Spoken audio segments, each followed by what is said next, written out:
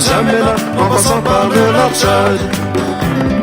Jamena, Mesdames, Messieurs, bonsoir, très heureux de vous retrouver. Café littéraire de ce mardi soir reçoit un auteur qui a son deuxième livre, Guérison divine, droit absolu des enfants de Dieu. Le livre vient fraîchement de paraître. Vous allez découvrir la substance de ce livre dans un instant. Aux manettes, Baïla Mézifirin devant ce micro, Sosten Benodi. Et pour démarrer en beauté, alors, invité, bonsoir. Bonsoir, merci bien. Oui, veuillez vous présenter à nos auditrices et auditeurs. Bien, je m'appelle Éric Téguidé, évangéliste Éric Téguidé. Je suis premier responsable de Éric Téguidé Ministries, qui est un ministère chrétien, dont la première œuvre est les accros à Christ. Nous nous appelons les accros à Christ, ce qui signifie des personnes qui sont assoiffées de Christ. Oui. Amen. Très bien. Alors, c'est votre deuxième livre, hein, j'ai annoncé le titre, Guérison divine, droit absolu des enfants de Dieu. C'est le deuxième livre qui vient de paraître, que vous avez publié en moins de 2 ans. Le premier parlait du baptême du Saint-Esprit et le deuxième livre parle de la guérison divine. Alors, qu'est-ce qui vous a poussé à écrire ce deuxième livre qui, comme le premier, aborde la même thématique, les mêmes sujets qui ne sont pas assez populaires dans le milieu chrétien tout court, et beaucoup plus des assemblées chrétiennes auxquelles vous appartenez? Bien, alors, qu'est-ce qui m'a poussé? Je dirais Romains 8, verset 14, car tous ceux qui sont conduits par l'Esprit de Dieu sont fils de Dieu. Je me suis laissé inspirer par l'Esprit de Dieu. L'Esprit de Dieu m'a poussé à écrire ce deuxième livre parce que c'était un sujet brûlant, très important. C'est vrai, je suis membre actif, n'est-ce pas, des assemblées chrétiennes La Bonne Nouvelle, la communauté Assemblée chrétienne La Bonne Nouvelle, mais je m'appuie uniquement sur la parole de Dieu. Et donc, puisque la parole de Dieu parle de cela, il était important pour moi, n'est-ce pas, de parler de cela. Et je crois que ce n'est pas en contradiction avec la parole de Dieu, donc pas en contradiction avec ma communauté. Très bien. Guérison divine, droit absolu des enfants de Dieu. Alors, c'est quoi la réflexion centrale dans ce livre? Alors, l'objet principal de ce livre, c'est de réveiller la conscience de l'Église de Christ au Tchad. C'est surtout pour amener les chrétiens à comprendre qu'ils ont un don, qu'ils ont, n'est-ce pas, accès à une guérison qui est gratuite, que Dieu a disponibilisée depuis 2000 ans à travers Christ. Et donc, il faut que les chrétiens commencent à se saisir de ce droit, et afin de réduire le nombre de nos malades de nos jours que nous trouvons dans les églises. Nous voyons que nous avons beaucoup de malades dans nos églises. Et donc, ce livre, n'est-ce pas, a pour objectif d'ouvrir la conscience des chrétiens afin qu'ils puissent se saisir de leurs droits et prier les uns pour les autres afin de réduire le nombre de malades dans nos églises. Et justement, tout tourne autour de cette thématique. Et si on regarde de manière sommaire le livre, eh bien, ce livre est sur plus de 200 pages, 24 chapitres, où on rencontre également des témoignages divers, que ce soit sur vous-même ou des cas précis que vous avez rencontrés. Alors, le chapitre premier, Éric Téguidé, évoque les fondements bibliques de la guérison. Expliquez-nous, tout à l'heure, même en levée de rideau, vous avez cité un verset biblique. Ah ouais. Oui, en fait, vous savez, pour avoir un bâtiment solide, il faut avoir des fondations solides. Et la fondation solide, le roc pour nous les chrétiens, c'est la parole de Dieu, c'est la Bible. Donc voilà pourquoi, avant de commencer à parler, n'est-ce pas, de la guérison divine, j'ai voulu commencer par ressortir les promesses de Dieu, les fondements. Ça veut dire que ce sur quoi je vais m'appuyer pour déclarer, pour expliquer comment la guérison divine est un droit absolu de l'enfant de Dieu. Oui, la guérison est un droit. Tout à l'heure, vous avez dit qu'il y a beaucoup de malades dans les églises. Et à la page 10 déjà, vous affirmez que la médecine soigne, mais elle ne guérit pas. Alors, expliquez-nous. Bien, là, ce n'est pas moi qui le dis, c'est Ambroise Paré, qui est un anatomiste français. C'est un chirurgien anatomiste qui a vécu au XVIe siècle. Et c'est lui qui a dit, n'est-ce pas, qui a reconnu, en fait, que les médecins soignent, mais c'est Dieu qui guérit.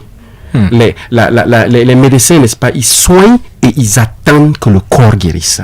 La guérison, elle ne vient que de Dieu. personne ne peut guérir, Dieu seul guérit et il le fait à travers Christ. Et il le fait. Je donne lecture d'un extrait à la page 17. Les cieux et la terre, ainsi que tout ce qu'ils contiennent, ont été créés par Dieu en 6 jours.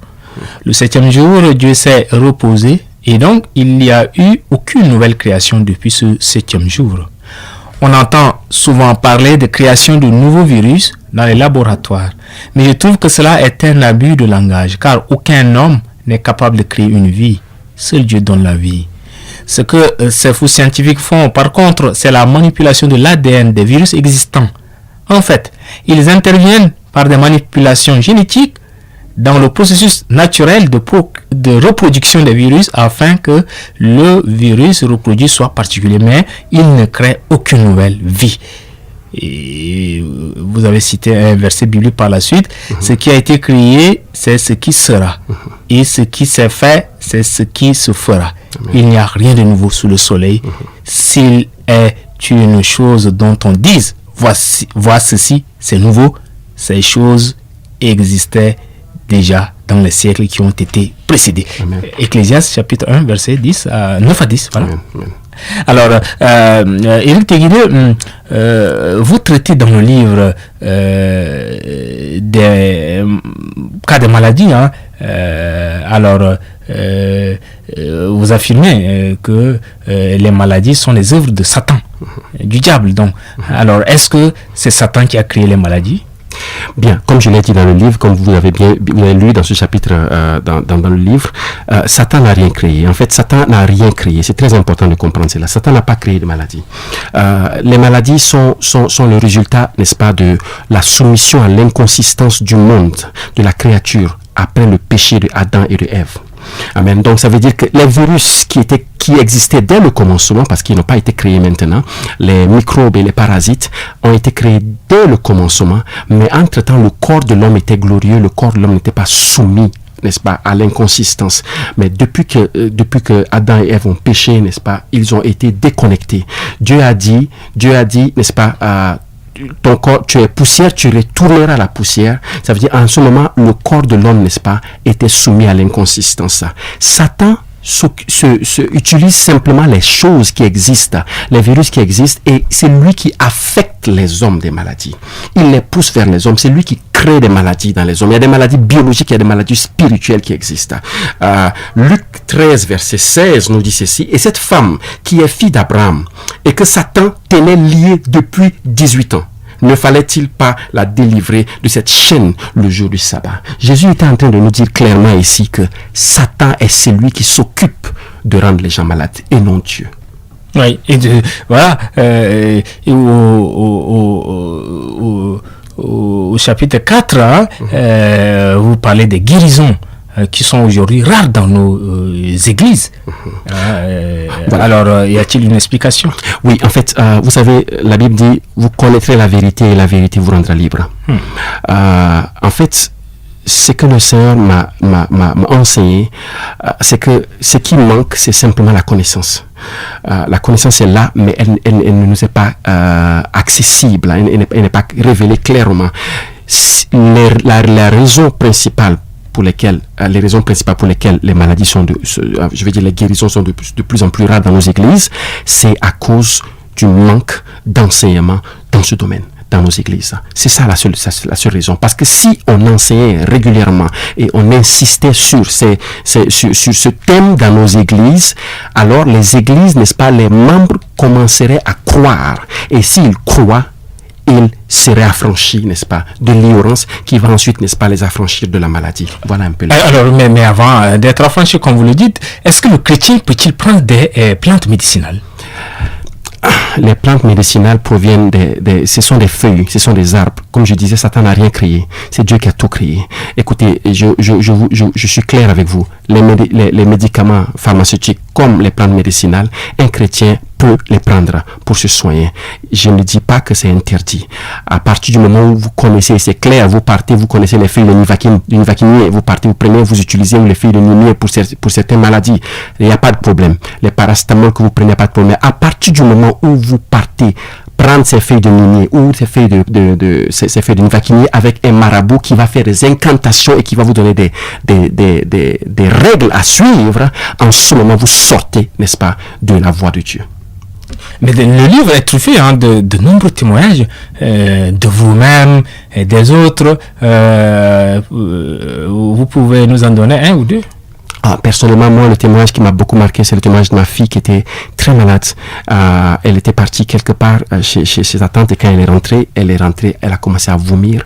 Elle a commencé, n'est-ce pas, elle a commencé à se plaindre des maux de ventre et nous avons mis en pratique la parole de Dieu. Je lui ai imposé la main sur elle et j'ai prié avec elle et après avoir prié, elle a commencé à vomir et elle a commencé à faire la diarrhée et sur le champ, elle était guérie. En fait, nous avons confirmé la puissance de la parole de Dieu dans notre vie, dans la famille. Et voilà ce que Dieu veut que je puisse aussi, n'est-ce pas, partager cela avec le monde autour de moi. Et dans le livre, Éric Téguidé, mais il se trouve des gens qui ne guérissent finalement pas. Alors, y a-t-il des raisons? Oh bien, voilà. Maintenant, en fait, ce qui est sûr, une chose est sûre, c'est que Dieu n'est pas celui qui retient la guérison de quelqu'un. C'est très important de comprendre que Dieu a déjà donné la guérison à travers Christ. Dieu ne retient pas la guérison. Si une personne n'est pas guérie finalement, c'est que le paramètre est en dehors de Dieu. C'est pas Dieu qui refuse la guérison, mais c'est des paramètres peut-être de foi, qui manquent, n'est-ce pas? C'est ça qui peut faire que on ne reçoit pas la guérison. Alors, le livre est très intéressant. Éric Téguidé, vous envisagez une dédicace, le lancement officiel de ce livre. Alors, dites-nous, ce sera quand? Et